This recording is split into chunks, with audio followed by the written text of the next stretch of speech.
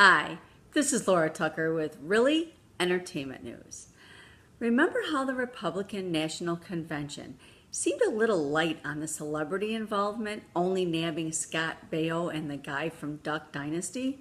Well, apparently they were aiming higher but just couldn't land the deal. They offered Justin Bieber $5 million to perform during the convention. Really? Sources tell TMZ that he was asked to perform for 45 minutes. He was assured that it was not political and would not show any endorsement of Trump or the GOP policies. The $5 million was being offered by GOP donors and would be paid up front. It would have been his highest paid single event ever. The Canadian singer considered it, but his manager, Scooter Braun, a big Hillary supporter, and his reps felt it would be political as he wouldn't be allowed to say anything against Trump. Scooter at one point said it was up to Justin, but he couldn't continue to represent him if he did it. Justin's camp suggested having him perform in front of Black Lives Matter banners, but the GOP donors insisted they read All Lives Matter. Justin's band, All African Americans, did not want to do the show. LeBron James also told him not to do it. In the end, he turned it down. So even a young Canadian knew that even if they threw an insane amount of money at him, it just wouldn't be right. And that's how they ended up with Scott Baio.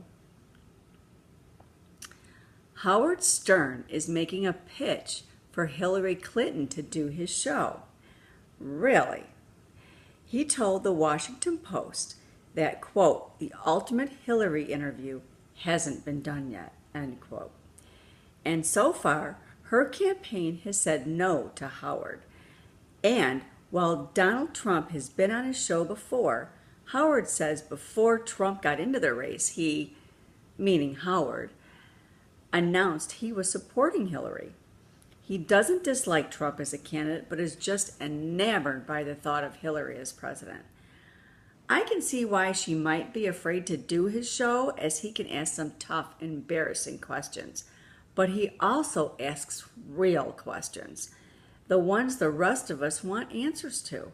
The chance to be real like that might silence some of her critics. Note, I said some. Britney Spears doesn't remember meeting Taylor Swift, despite there being pictures out there showing them together. Really? It's like Mariah Carey saying she doesn't know Jennifer Lopez. She was asked on a radio show whether she would rather sit on a 24-hour flight to Australia next to Taylor or Katy Perry. She said she didn't know as they were both cool, but since she'd met Katy before, she'd have to say Taylor because they'd never met. But there's a photo of them together at the 2008 VMAs. Is meeting her such a forgettable experience? Does Britney just forget? Does she just really not want to sit next to Katy Perry? That's a little strange and really needs to be answered a little better. And finally, I have to talk about the Bachelorette finale. After the crap this season about Chad and Jordan's family drama, it was a satisfying ending. Really. I've been rooting for Jordan since the beginning, not because of his famous brother, as I'm not a Packer fan, but they just seem to have such a good connection. And Ronnie said and did all the right things, but it just never seemed to ring true. It just wasn't natural or something. As much as it seemed Chad read the book on how to be the perfect Bachelorette villain to get screen time, it seemed Robbie read the book on how to be the perfect Bachelorette suitor. So I was happy with this ending, but I was really worried after he didn't ask her dad for his blessing.